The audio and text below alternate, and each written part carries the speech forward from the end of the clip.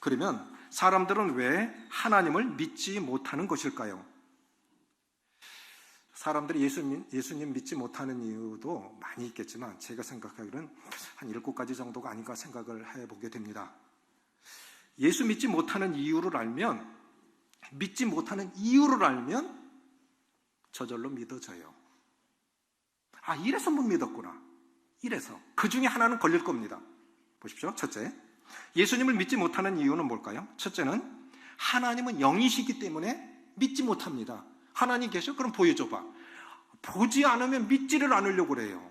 그런데 보이지 않는 세계가 얼마나 큽니까? 두 번째, 사람의 죄가 하나님의 영광을 가리우고 있기 때문에. 죄 때문에 안 보여요. 죄 때문에. 제가 읽겠습니다. 이사야 59장 1, 2절에 보면 여호와의 손이 짧아 구원치 못하심도 아니요 귀가 둔하여 듣지 못하심도 아니라 오직 너희 죄악이 너희와 하나님 사이를 내었고 너희 죄가 그 얼굴을 가리워서 너희를 듣지 않으시게 함이니. 마음이 청결한 자는 복이 있나니 저희가 하나님을 볼 것이요. 그 죄가 있기 때문에 하나님이 안 보이는 거예요. 세 번째 뭐냐면 자기 생각으로 하나님을 이해하려고 합니다. 마태복음 22장 29절 보시겠습니다. 예수께서 대답하여 이르시되 너희가 성경도 하나님의 능력도 알지 못하는 거로 오해하였도다. 왜 사람들이 하나님을 믿지 못하냐면 하나님을 못 믿는 이유 중에 하나가 내 생각으로 하나님을 믿으려고 그래요. 내 생각으로. 사람이 돈 좋아하니까 하나님도 돈 좋아하는 줄 알아요? 하나님 돈이 필요하십니까? 복음 전하는데 돈이 필요한 거지. 하나님은 돈이 필요한 분이 아니에요. 또 사람이 사람을 속일 수 있으니까 하나님도 속일 수 있다고 생각합니다. 하나님은 절대 속지 않으십니다. 하나님을 속일 수는 없어요. 사람은 속일 수 있지만 하나님을 속일 수는 없어요. 자기 생각으로 하나님을 이해하려고 하니까 못 믿는 거예요. 자기 생각으로 하나님을 본 적이 없으니까 자기 생각으로 하나님은 이렇겠지. 자기 생각으로 하나님을 믿으려고 그러니까 못 믿는 거예요. 내 생각을 내려놓고 그분의 말씀이 들리면 믿어집니다.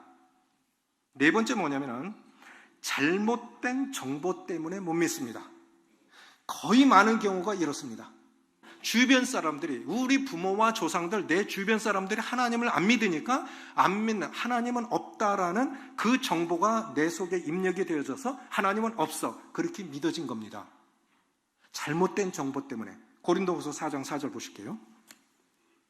그 중에 이 세상의 신이 믿지 않는 자들의 마음을 혼미하게 하여 그리스도의 영광의 복음의 광채가 비치지 못하게 함이니 그리스도는 하나님의 형상이냐. 이 세상 신이, 이 세상을 잡고 있는 그런 악한 신이 믿지 못하는 정보를 안 믿는 사람들에게 심어줘서 하나님 없다라고 그렇게 믿고 살아가게 하는 것입니다. 인생은 누구를 만나느냐에서 운명이 결정나고 영원히 결정납니다. 내 인생 가운데 어쩌면 마지막으로 구원받을 수 있는 이 기회가 잘못된 정보, 인생에 참 답을 줄 수 있는 분을 못 만나서 지옥 가는 분들도 계신 거예요. 참 안타까운 거죠. 그래서 지금 복음을 접해야 하는 거 아닙니까? 다섯 번째 뭐냐면 제사 문제입니다.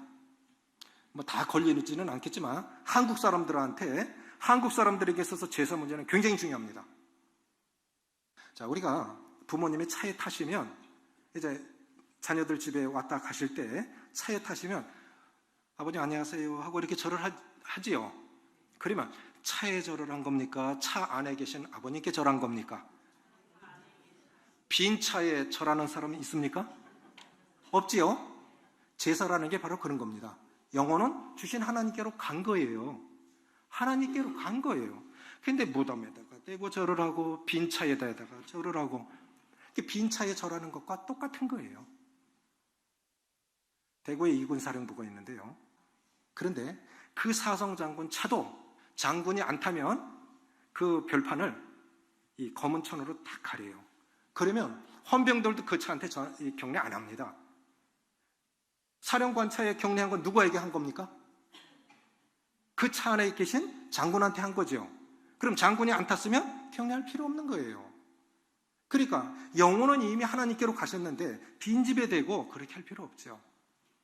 돌아가시고 나서 제사 잘 지내려고 하지 마시고요. 아직 살아계셨을 때 살아계신 부모님들한테 잘하십시오. 예수 믿는 사람들은 살아계신 부모 잘 섬기는 것이 그것이 예수 믿는 사람들입니다. 그래서 제사 문제, 이걸 알고 나면 살아계셨을 때 그 인격체가 계실 때 그 더 존중히 여기고 잘 섬겨야 되는 거지 그 빈집에 인사하는 거 아니구나. 그 제사 문제 그렇게 중요한 거 아닙니다. 여섯 번째 뭐냐면 소원의 의식 때문에 그렇습니다. 요한복음 4장 13절입니다. 같이 읽습니다. 시작.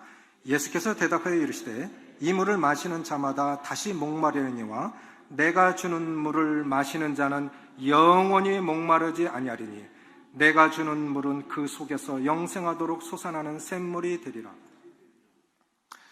남편을 다섯이나 바꿨던 여자. 그런데도 여전히 목이 말라요. 이 사람하고 살아보면 행복할 것 같았는데 실제로 살아보니까 안 그래요. 바꿔보죠. 그럼 그 사람에게 또 문제가 있습니다. 오히려 바꿀수록 전에 사람은 이랬는데 이 사람은 이렇네. 비교가 돼서 더 살기가 힘들죠.